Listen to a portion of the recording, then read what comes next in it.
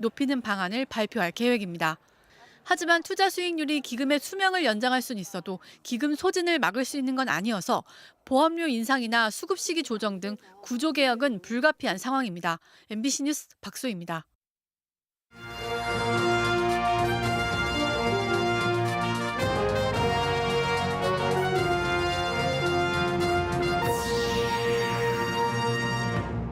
제천 산불로 20여 시간 동안 축구장 31개 면적이 잿더미가 됐습니다.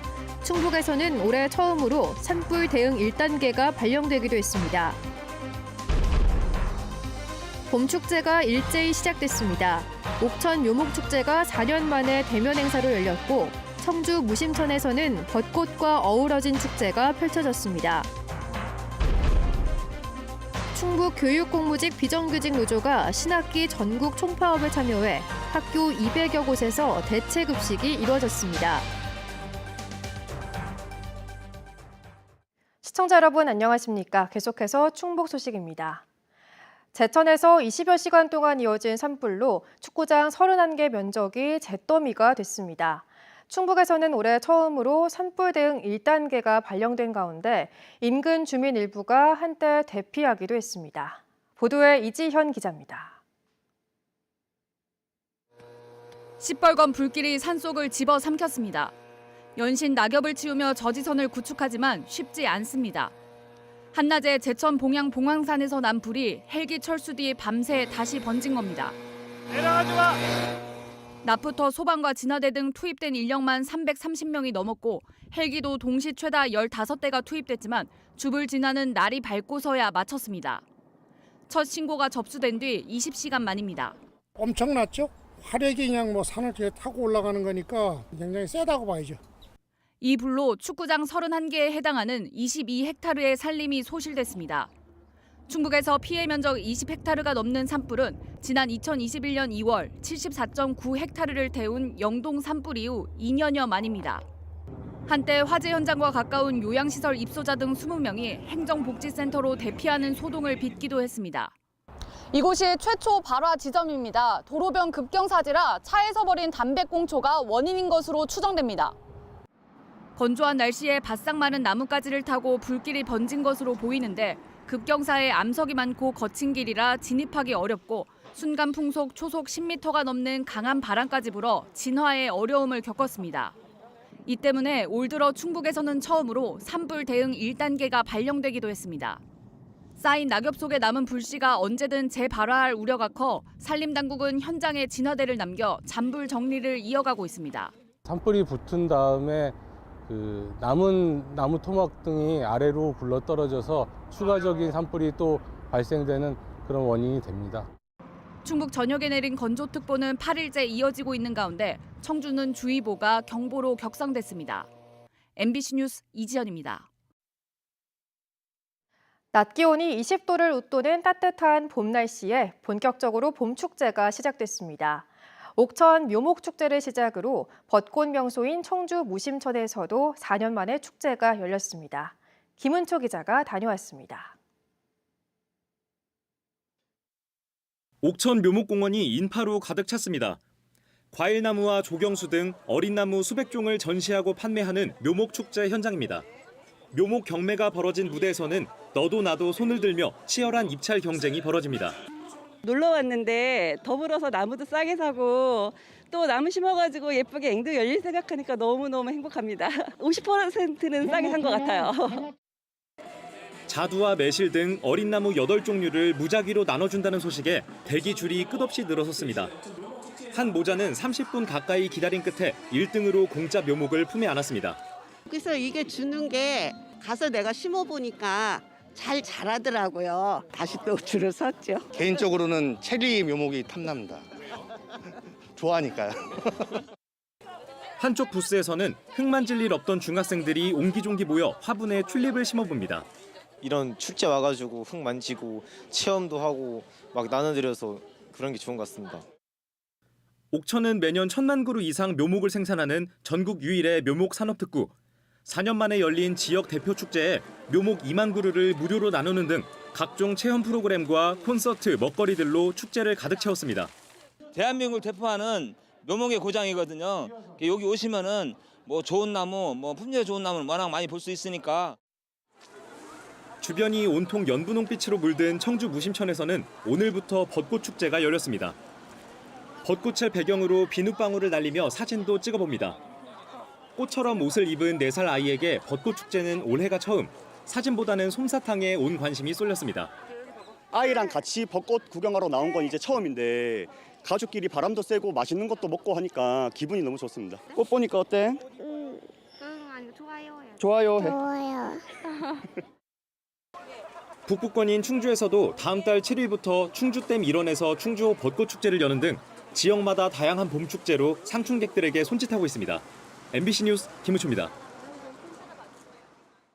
충북 교육공무직 비정규직 노조 1,300여 명이 오늘 하루 신학기 전국 총파업에 동참한 가운데 학교 200여 곳에서 대체급식이 이루어졌습니다. 충북교육청은 전체 학교 504곳 가운데 205곳에서 도시락과 빵으로 급식을 대체했고 2개 학교는 학사 일정을 조정했다고 밝혔습니다. 또 돌봄교실을 시행하는 학교 260곳 가운데 26곳이 파업에 참여했고 17곳은 돌봄교실을 운영하지 않았습니다. 충북학교 비정규직 연대회의는 교육청 앞에서 집회를 열고 임금체계 개편과 복리후생 수당 개선 등 처우 개선을 요구했습니다. 청주시의원 나선거구 보궐선거 사전투표가 탑대성동 행정복지센터를 비롯한 5개 투표소에서 진행됐습니다. 첫날인 오늘은 1,846명이 사전투표를 마쳐 전국 평균인 5.11%보다 낮은 3.24%의 투표율을 보였습니다. 사전투표는 내일도 오전 6시부터 오후 6시까지 진행되며 신분증만 있으면 전국 투표소 어디서나 투표할 수 있습니다. 다만 코로나19로 격리된 유권자는 내일 6시 30분부터 8시까지만 사전투표가 가능합니다.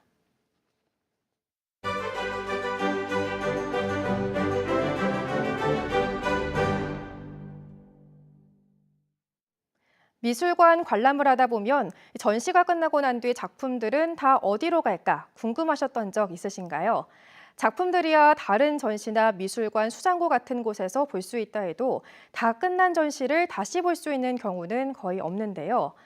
국립현대미술관 청주가 개관 5주년을 맞아 과거 전시를 마치 소장품처럼 꺼내 색다른 시선으로 들여다볼 수 있는 기획전을 마련했습니다. 이채연 기자가 전해드립니다. 근대기 작가 이영일의 회화부터 50년 동안 물방울만 그린 한국 추상미술의 거장 김창렬 화백의 작품, 동서양의 경계를 무너뜨리는 현대미술가 한기찬까지 다양한 시대의 작품들이 한자리에 모였습니다. 마치 하나의 전시를 위해 걸린 작품들 같지만 이미 보여졌던 전시들의 대표 작품들이 한 공간에 옴니버스식으로 담겼습니다. 국립현대미술관 청주관을 비롯해 서울, 덕수궁, 과천 등 4관의 각기 다른 정체성이 담긴 과거 전시 4개를 꼽아 미술관 안으로 가져와 새롭게 조명했습니다. 한 번 종료된 전시를 새롭게 다시 보여줄 순 없을까란 질문에서 기획됐습니다. 전시는 한 번 소개되고 나면 다시 볼 수 있는 기회가 없다는 점에 착안해서 과거의 전시와 현재의 전시 그리고 미래의 전시가 하나로 연결될 수 있지 않을까 이런 지점들을 좀 고민을 하면서 당시 전시 기획자를 오늘날 다시 만나 기획 의도를 짚어보는 인터뷰, 전시 포스터, 도록 등 아카이브도 볼거리입니다. 평소 관람객들이 쉽게 접하지 못했던 전시 준비 과정이나 공간 디자이너, 큐레이터 등 전시 참여자들에 대한 이야기도 다룹니다. 전시를 만드는 사람들이 굉장히 하는 일이 너무 많은데 도대체 이런 일을 하게끔 끄는 힘은 도대체 무엇일까라고 생각을 했을 때 이건 정말 마법과 같은 힘이 아니면 불가능하겠다. 잘 정리된 전시 공간을 만들어내기 위해 얼마나 많은 노동력이 투입되는지 노동과 예술이 공존하는 전시의 이면을 생각해 보게 하기도 합니다. 전시를 만드는 과정 중에 사진을 찍는 행위를 통해서 굉장히 많은 기록들을 남기는 작업을 하고 있어요. 사람들은 그러니까 오픈한 이후의 장면들만 보게 되는데 사실 그것보다도 더 재미있는 수많은 경험들이 저한테는 존재했던 것 같고요. 새로움이 쏟아지는 현대사회, 미술관은 어떻게 새로운 전시를 만들고 미래의 큐레이터는 어떤 역할을 할 수 있을까? 관객들에게 굵직한 질문을 던지는 챗 GPT와의 대화 영상까지. 국립현대미술관 청주 개관 5주년. 오늘날 전시의 의미를 되새기는 기획전은 7월 말까지 이어집니다. MBC 뉴스 이채연입니다. 국립소방병원 입찰비리 사건과 관련해 전직 소방청장도 구속됐습니다. 구속영장이 발부된 전 소방청장은 지난 2021년 금품을 대가로 국립소방병원 입찰비리 관계자들로부터 인사청탁을 들어준 혐의를 받고 있습니다. 검찰은 국립소방병원 입찰 정보가 특정 컨소시엄에 사전 유출됐다는 입찰비리 의혹을 수사하는 과정에서 전 청장의 혐의를 포착했습니다. 한편 인사청탁에 개입한 혐의로 전 청와대 민정수석실 행정관에 대해 청구된 구속영장은 기각됐습니다. 중학교용 인공지능 교육 교재와 콘텐츠가 일선 학교에 배포됐습니다. 충청북도 교육청은 중등교사들이 참여해 만든 인공지능 교육 교재로 자유학년제 주제선택 수업과 동아리 수업, 정보교과 수업 시간에 활용할 수 있도록 했다고 밝혔습니다. 교육청은 인공지능에 대한 이해와 응용, 윤리 등의 주요 내용을 PPT와 영상 콘텐츠, 실습 프로그램에 담음으로써 인공지능 교육의 기반이 마련됐다고 설명했습니다. 충북 소식 마칩니다. 시청해주신 여러분 고맙습니다.